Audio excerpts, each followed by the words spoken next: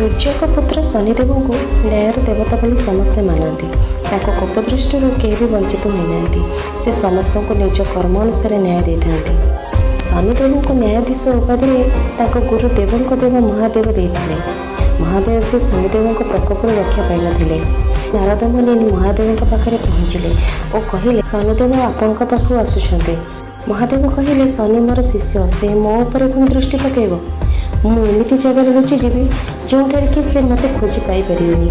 महादेव 7.5 वर्ष जाए गंगा नदी में लुचिगले।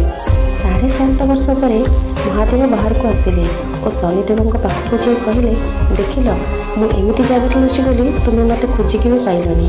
शनिदेव टिके हसीदेले और कहले हे प्रभु, आपण एते थंडारे 7.5 वर्ष पानी भितर निश्वास बंद कर बसी रहिले, सेहीटा ही 7.5 वर्षर प्रकोप थिला। शनिदेव न्यायप्रियता देखी महादेव प्रसन्न हेले और आश्रय